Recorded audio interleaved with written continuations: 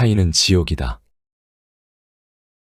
실존주의 철학자이자 작가인 장폴 사르트르의 희곡 닫힌 방 대사의 일부이다. 당시 철학자인 사르트르가 대중에게 알려진 것은 그가 쓴 수많은 희곡 작품을 통해서였다. 철학의 거장에서 대중에게 익숙한 작가로 거듭나게 한 작품들이다. 특히 1943년에 집필한 닫힌 방은 그의 희곡 중 가장 유명한 작품으로 1944년 초연 이후 지금까지도 세계 각지에서 끊임없이 공연되고 있는 수작이다. 작품은 전혀 지옥으로 연상되지 않는 호텔 같은 세련된 공간으로 세 사람이 들어오면서 시작된다. 신문기자 가르생, 우체국 직원 이네스, 그리고 부유한 마담 에스텔까지. 이들은 창문도 출구도 없는 공간에 갇히게 된다. 그들은 심리전을 벌이면서 자신의 가장 어두운 내면의 비밀과 욕망, 불안을 드러내기 시작한다. 그리고 서로의 비밀을 알게 된 그들은 정과 같지 않은 타인의 시선을 의식하게 된다. 그들은 각자 자신이 처한 공경과 씨름하면서 지옥이 육체적인 고문이 아니라 다른 사람들과 가까이 지내는 고통이라는 것을 곧 깨닫게 된다. 타인은 지옥이다라는 유명한 대사는 우리의 존재가 타인의 시선과 판단에 의해 정의된다는 연극의 주제를 잘 드러내준다. 이처럼 마음의 지옥은 타인의 시선을 의식하는 나에서 비롯된다. 우리는 주변 사람들과 교류하면서 존재감을 느끼지만 이 과정에서 끊임없이 타인의 시선을 의식하게 된다. 저 사람은 나를 어떻게 볼까? 이런 말을 하면 나를 이상하게 보지 않을까 등. 이런 타인의 시선을 의식하는 것.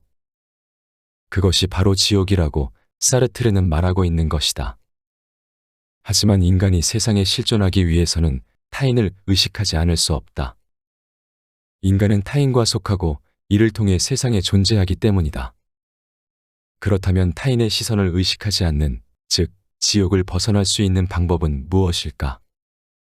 첫째, 스스로가 자신을 있는 그대로 받아들이는 것이다. 타인의 평판과 시선, 잣대, 기준은 모두 타인의 것이다. 엄밀히 나의 것이 아니다. 나를 속속들이 다 알지 못하는 사람들이 일부 보여지는 모습만으로 나를 판단하는 것이다. 당연히 제대로 된 평가일 수 없다. 타인의 평가를 그저 참고자료 정도로 여겨보자. 나에게 이런 면이 있었구나, 다른 사람의 눈에는 그렇게 보일 수도 있겠군 하는 정도로 참고만 하면 된다.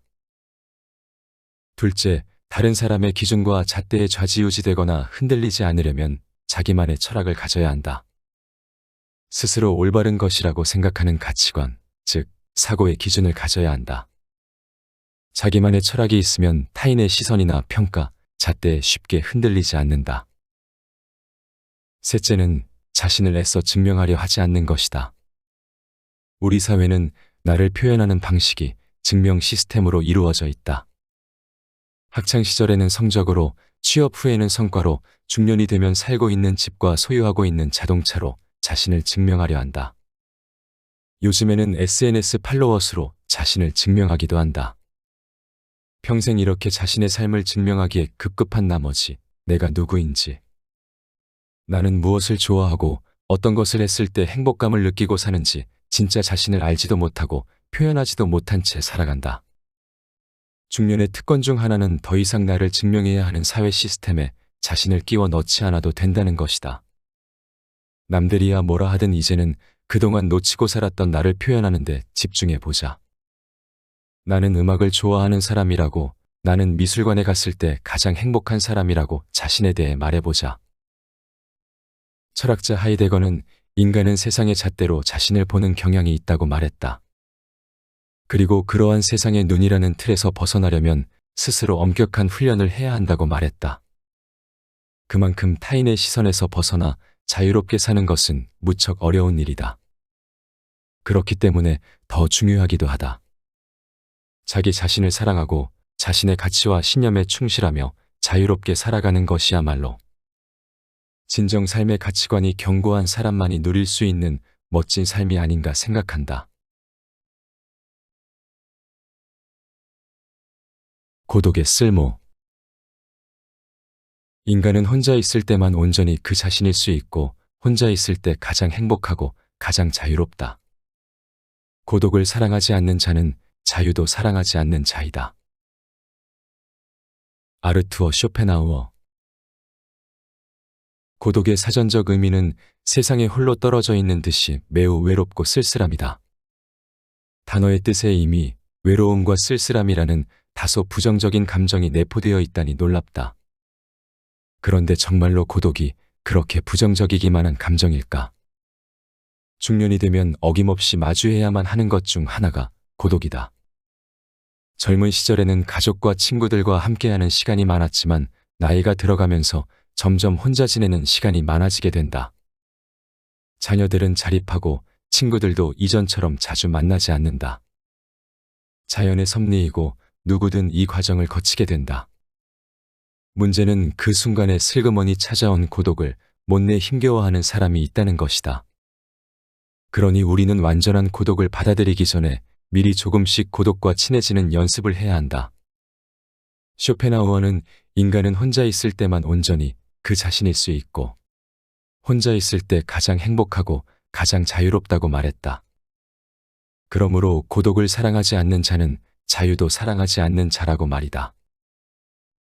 지그문트 바우만은 고독은 단순히 외로움의 시간이 아니고 타인과의 소통에서 의미와 기반을 만드는 숭고한 시간이라고 했다. 자기 자신을 알기 위해서는 타인의 도움보다 스스로를 관찰하고 분석하는 고독의 시간이 필요하다는 것이다. 혼자 있는 시간을 통해 자기 자신이 어떤 사람인지, 자신의 장점과 단점은 무엇인지 파악할 수 있고, 이를 통해 자신을 보다 성장시킬 수 있는 여력이 생긴다. 수학자이자 철학자인 블레이즈 파스칼 역시 고독한 시간을 통해 인간이 보다 깊이 있는 사유를 할 수 있다고 생각했다. 인간은 타인과의 소통을 통해 외부 세계를 이해하고 지식을 습득하지만 내면에 대해서는 타인이 도움을 줄 수 없다는 것이다. 혼자 있는 시간을 통해서만이 자신의 내면을 깊이 들여다보고 그 안에서 자신만의 철학을 발전시킬 수 있다는 이 같은 메시지는 많은 철학자와 사상가들의 문헌에서 공통적으로 볼 수 있다. 심리학자 칼 융 역시 고독한 시간을 통해 자아를 깨우치고 그 안에서 자아와 연결된 신성한 자신의 존재를 느낄 수 있다고 말한다. 앞으로 혼자 있을 때에는 종종 핸드폰이나 유튜브 같은 미디어는 잠시 접어두고 자신에 대해 조금 더 깊이 들여다보는 시간을 가져보자. 처음에는 분명 낯설 것이다. 그동안 우리는 스스로에 대해서 그토록 진지하게 생각해 본 적이 없기 때문이다. 하지만 점차 그 시간에 익숙해지면 고독을 다루는 자기만의 기술을 연마하게 될 것이다. 프리드리히 니체는 그의 책 자라투스트라는 이렇게 말했다 해서 고독이야말로 인간이 가질 수 있는 가장 순수한 즐거움이라고 말했다. 고독이 내면으로 향하는 시간인 것은 충분히 공감하지만 가장 순수한 즐거움이라는 표현은 과연 어떤 의미일지 궁금하다. 니체는 차라투스트라의 이야기를 통해 고독이 개인의 내면에 존재하는 슈에흐테를 극복하고 슈타테로스를 강화시키는 데 도움이 된다고 주장했다. 독일어로 슈타테로스는 힘과 용기, 집중력, 책임감, 자기관리 등을 나타내는 긍정적인 표현이고 슈에흐테는 약함, 부정적인 감정과 인생관 등을 나타내는 표현이다. 다시 말해 고독은 부정적이고 약한 감정이나 인생관을 걷어내고 힘과 용기, 집중력과 책임감, 자기관리 등 긍정적인 요소들을 더욱 강화시켜준다는 것이다. 그의 말 속에는 고독을 삶의 일부분으로 받아들이고 그 시간을 무엇으로 채울 것인가에 집중하는 것이 개인의 영혼을 성장시키는 기회가 된다는 메시지가 담겨 있다. 그럼에도 불구하고 인간에게 고독은 여전히 난제이다. 나는 고독보다 좋은 길동무를 본 적이 없다고 고백한 이 시대 최고의 고독가 헨리 데이비드 소로. 스스로 세상과의 단절을 선택하고 자연으로 들어가 고독으로 자신을 몰아갔다. 그는 호숫가 숲속에서 2년여 동안 홀로 살았던 이때의 경험을 월덴이라는 훌륭한 고전으로 남겼다. 소로는 고독을 선택한 사람을 소박하고 용감한 사람이라고 말한다. 아마도 소로의 삶을 통해 고독을 대하는 관점에 대한 힌트를 얻을 수 있을 듯하다. 고독을 길동무처럼 친근하게 여기긴 어려워도 용감하게 스스로 선택하진 못할지라도 그것을 긍정적으로 활용할 수 있는 방법에 대해 고민하는 것만으로도 우리는 조금 더 능동적인 삶의 태도를 갖게 된다. 고독을 나의 성장과 발전에 투자할 수 있는 시간과 기회라고 인식하자. 이러한 접근 방식을 통해 고독 역시 내 인생의 소중한 한 부분이 될 수 있다.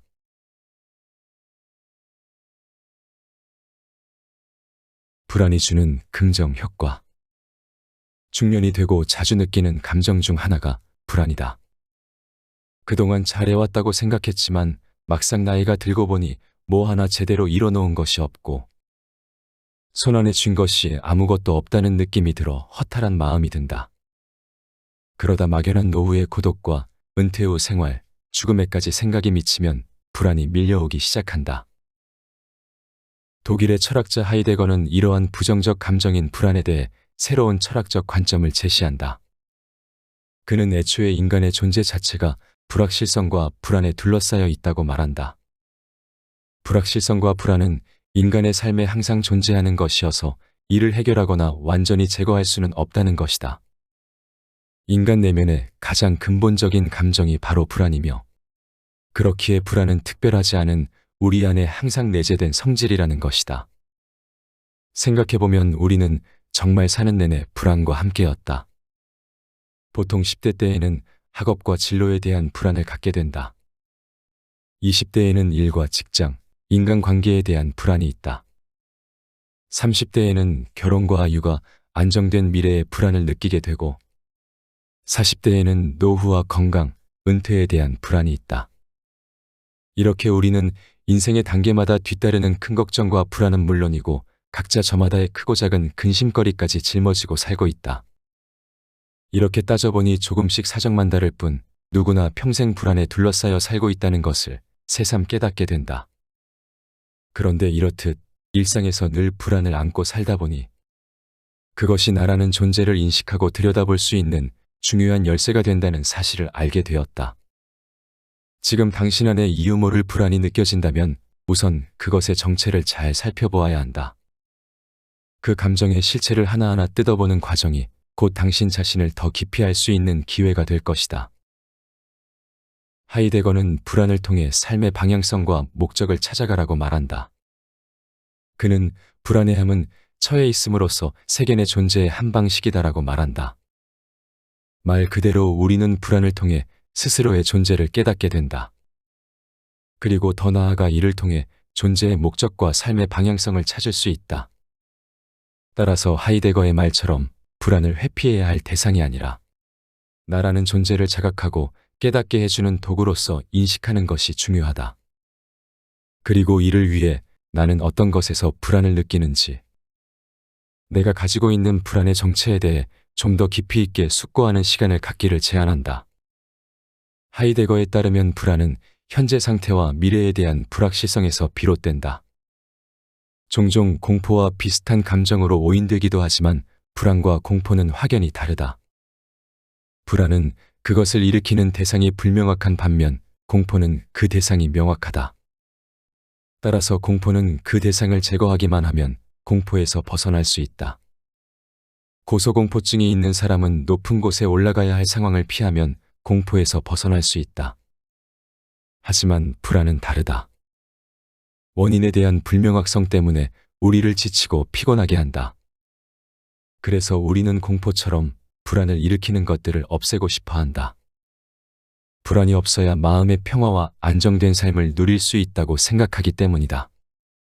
먼저 불안 요소를 꺼내어 그 안의 걱정거리들을 제거하는 연습을 해보자. 예를 들면 승진 시험에 떨어질까봐 불안함을 느낀다면 보다 더 철저하고 체계적으로 시험 준비를 하는 것이다. 또 낯선 환경이나 장소에 대한 불안이 있는 사람이라면 약속 장소에 예정된 시간보다 일찍 도착해보자. 그리고 주변을 둘러보면서 낯선 장소와 환경에 익숙해질 수 있는 시간을 갖는 것이다. 그렇게 자신을 둘러싼 불안의 요소들을 파악하고 하나씩 극복해 나가는 것이다.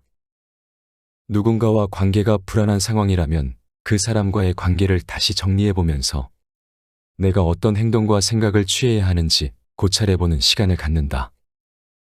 이를 통해 그와의 관계를 개선하거나 나와 맞지 않는 관계라면 과감히 정리하는 등의 다음 행동으로 나아갈 수 있다. 이렇게 자신을 둘러싼 부정적 감정들을 파악하고 하나씩 없애나가는 훈련을 해보는 것이다.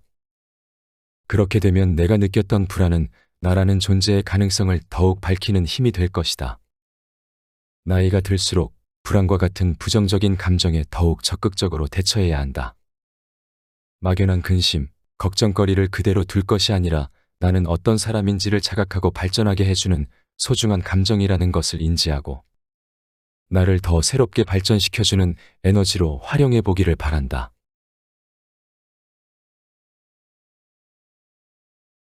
시간 사용법. 시간은 인생의 동전이다. 시간은 당신이 가진 유일한 동전이고 그 동전을 어디에 쓸지는 당신만이 결정할 수 있다. 당신 대신 타인이 그 동전을 써버리지 않도록 주의하라. 칼 샌드버그. 고대 로마 제국 시대의 스토아 철학자 중 한 사람이자 네로 왕제의 스승으로 널리 알려진 정치가 세네카는 현실을 근간으로 한 철학으로 실천력을 강조한 철학자이다. 그가 남긴 많은 말들은 언제든 메모해 두었다가 삶이 공공에 처할 때마다 초콜릿을 꺼내 먹듯 하나씩 꺼내어 되새기며 실천에 옮길 수 있다는 점이 좋다. 어렵고 복잡한 철학적 사유보다는 지금 당장 삶에 적용할 수 있다는 것이 그의 철학이 가지고 있는 매력이다. 세네카가 이야기한 것 중 가장 널리 알려진 것은 시간에 관한 이야기이다. 그는 시간은 우리 자신에게 속한 것들 중에서 유일한 존재라고 말한다. 유일하다는 것은 단 하나밖에 없다는 뜻이다. 그런데 우리는 이 시간을 어떻게 쓰고 있는가? 세네카는 우리가 물건이 아닌 시간의 사치를 부리고 있다고 말한다. 나에게 주어진 시간이 유한하다는 것을 망각한 채 마구 낭비하고 있으니 말이다. 우리는 죽음이라는 유한한 시간 앞에 서 있는 존재들이다. 죽음을 인식하는 순간 삶의 무게는 한결 가벼워지고 어떻게 살아야 할지, 구체적으로 이 시간을 어떻게 보내야 할지가 보다 명료해진다.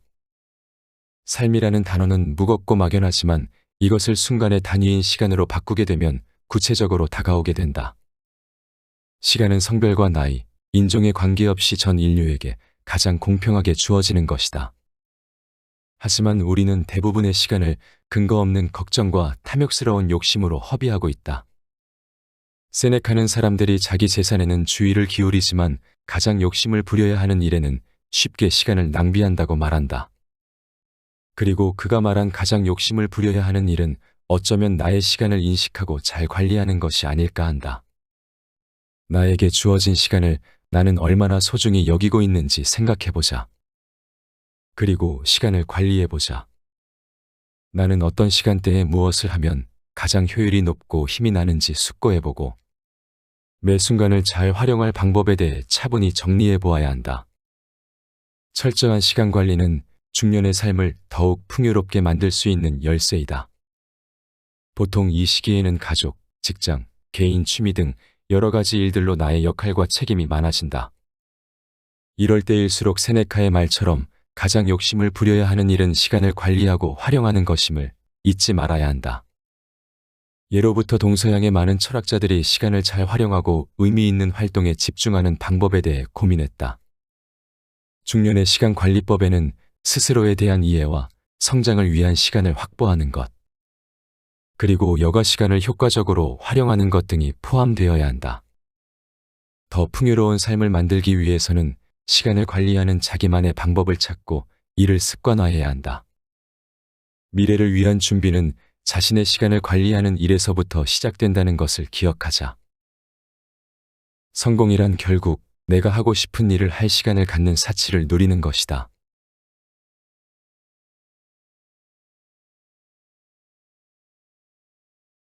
앞에서 소개한 내용은 불안 대신 인문학을 선택했습니다에서 가져왔다. 누구나 살면서 크고 작은 위기의 순간을 맞게 된다. 위기 앞에서 누군가는 신을 원망하기도 하고 누군가는 스스로를 탓하기도 한다. 하지만 이때 우리가 놓치는 한 가지 사실이 있다. 바로 삶의 기로에 섰을 때 인간은 비로소 성숙한 자신을 만들어 나갈 수 있는 기회를 얻게 된다는 사실이다. 위기가 클수록 배울 거리가 많다. 그리고 그 모든 위기의 순간 우리가 흔들리지 않고 계속해서 앞으로 나아갈 수 있도록 힘이 되어주는 것이 바로 인문학이다. 이 책에는 쇼펜하우어와 니체, 세네카, 공자를 비롯해 푸코, 들레즈, 하이데거 등과 같이 동서양 시대와 장르를 불문한 최고의 지성들이 전하는 삶의 경험과 빛나는 조언들로 가득하다. 불안 대신 인문학을 선택한다면 일상에서 갑작스레 마주하게 되는 수많은 걱정거리와 의문에 자기만의 해답을 찾을 수 있을 것이다. 인생을 유연하고 주체적으로 살아가고 싶은 당신에게 이 책을 권한다.